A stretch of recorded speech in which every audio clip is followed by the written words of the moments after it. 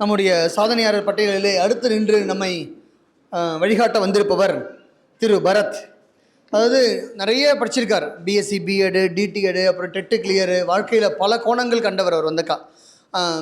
பல முயற்சிகளுக்கு இடையிலே நமக்கு இந்த குரூப் 4 தேர்வு அப்படின்றது அவருடைய வாழ்விலே மிகப்பெரிய ஒரு முத்தாய்ப்பாக அமைந்திருக்கிறது. அப்படிப்பட்ட பரத் அவர்கள் செய்யாருக்கு அருகில் இருக்கின்ற புதுக்கோட்டை ஒரு சின்ன குக்கிராமம், அந்த குக்கிராமத்திலிருந்து வந்து இன்னைக்கு வெற்றியாளராக எங்கள் மேடைக்கு வந்திருக்கிறார். அவருக்கு பொன்னாடை போட்டு கௌரவிக்கும்படி திரு சசிகுமார் அவர்களை மேடைக்கு அழைக்கின்றேன். அவருக்கு மாலை அணிவித்து கௌரவிக்கும்படி திரு காமராஜ் அவர்களை நான் மேடைக்கு அழைக்கின்றேன்.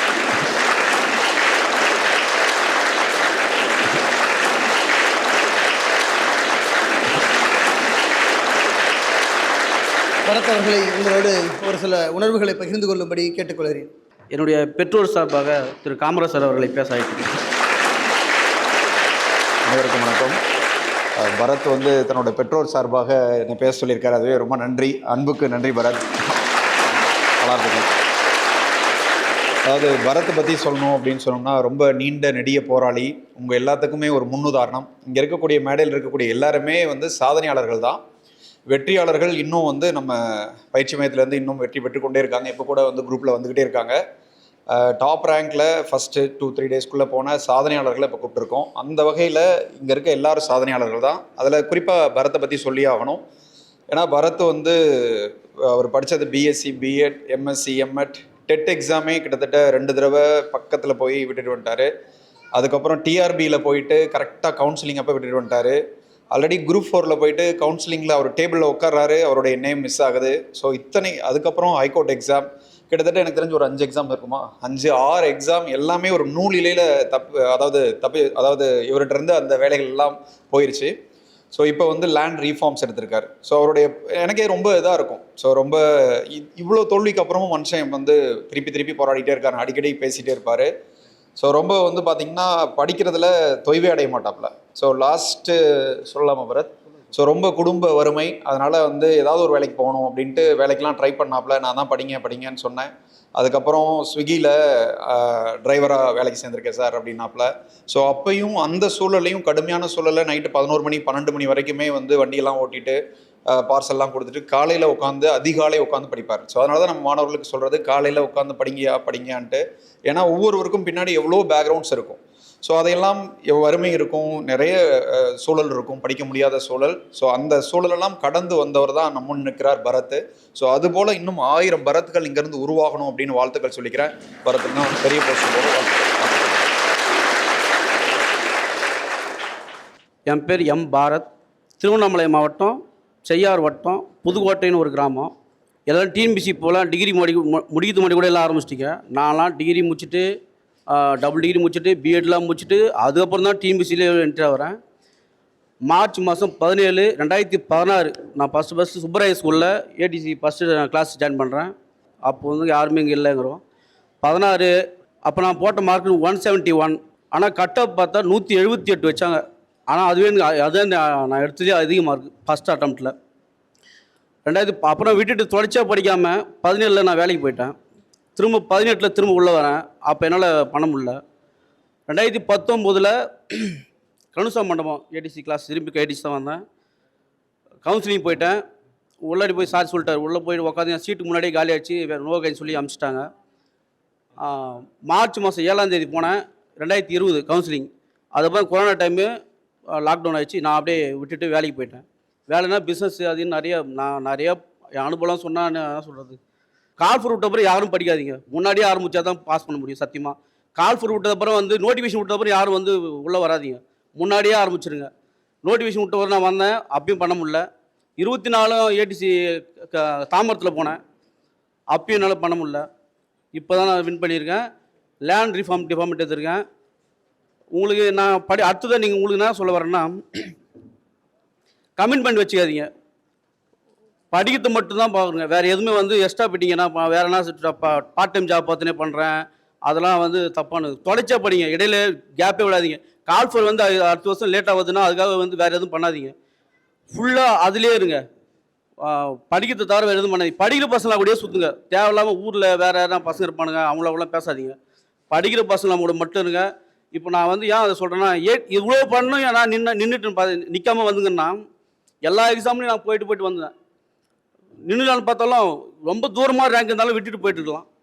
எல்லா எக்ஸாமும் கிட்ட போய் வந்துட்டதால தான் நான் தொடர்ச்சியாக போயிட்டு இருந்தேன். காமராஜ் சார் தெரியும், ஒரு எக்ஸாமும் அவர்கிட்ட சொல்லி நான் நிறைய இது இருக்கிறேன், வேலைக்கு போயிடுறேன் சார் சொல்லிட்டு அவர் ஒவ்வொரு டைமும் என்கிட்ட சொல்லுவார். கடைசி என்கிட்ட ஒரு லாஸ்ட்டாக சொன்ன விஷயம், கடவுள் இவ்வளோ நாளாக பண்ணுற, கடவுள் உன்னை காப்பாற்றுவான்னு சொன்னார். கண்டிப்பாக சத்தியமாக அந்த வார்த்தை நான் நினச்சிருப்பேன். கடைசியாக தொடர்ச்சியாக படிங்க, இது பண்ணாதீங்க. என் கதை வந்து உங்களுக்கு சோகமாக தான் இருக்கும். இதனால என் அனுபவத்தை வச்சு சொல்கிறேன், இவ்வளோ நாளாக பயணம் பண்ணதை வச்சு நீங்கள் ஃபீல் பண்ணாதீங்க. நான் இடையில நின்றுட்டேன், அதான் தப்பு. நீங்கள் நிற்காத ஒரு நாள் கிளாஸ் வாங்க. சத்தியமாக நான் ஏடிசி வந்து ரொம்ப நம்புகிறேன், நிறைய பேர் ரெஃபர் பண்ணிக்கிறேன். என் கூட எல்லாம் வேலைக்கு போய்க்கிறானுங்க. ஏடிசி என்ன சொல்கிறேன்னா, நான் ஃபஸ்ட்லேயே ஏடிசியில் வந்து பேசிக்காக நிறைய விஷயம் கற்றுக்கினேன். அதுக்கப்புறம் நான் படிச்சதெல்லாம் சும்மா தான். நான் சென்னையில் தான் இருக்கிறேன். என் கூட லைப்ரரியில் வந்து படிக்கிற பசங்க இங்கே கூட இருக்காங்க, எனக்கு தெரிஞ்சவங்களாம் இருக்காங்க, பாப்பாலாம் ஒரு சில இருக்கிறாங்க. லைப்ரரியில் வந்து படிப்பேன். அவங்க வேறு இன்ஸ்டியூட் பெரிய இன்ஸ்டியூட்லாம் படிப்பாங்க.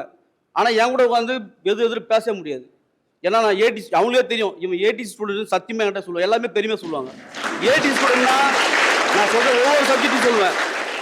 நான் தமிழ்னா இருக்கட்டும், ஹிஸ்ட்ரினா இருக்கட்டும், எந்த சப்ஜெக்ட் சொன்னாலும் நான் என் கூட பேச மாட்டாங்க. அவன் என் கூட லைப்ரரி வந்து படிக்கிறேங்க, யூபிஎஸ்சி படிக்கிறான், எல்லாம் வேறு ரயில்வே எக்ஸாம் எல்லாம் படிக்கிறான். ஆனால் என் கூட உட்காந்து பேச மாட்டாங்கன்னா கேள்வி கேட்டு நாங்கள் எல்லாருக்கும் நான் தான் சொல்லுவேன். ஏன்னா இங்கே இருக்கிற நான் போய் சொல்ல, இங்கே உட்காந்துருக்காங்க, என் கூட லைப்ரரியில் உட்காந்து படிக்கிற பசங்க இங்கே உட்காந்துருக்காங்க. நான் உண்மையாக சொல்கிறேன், ஏடிசியில் படிக்கிறது வந்து வேறு லெவல். நீங்கள் பேஸ் மட்டுமா, அதாவது வேறு எந்த இன்ஸ்டியூட்டாக போங்க, தப்பு இல்லை.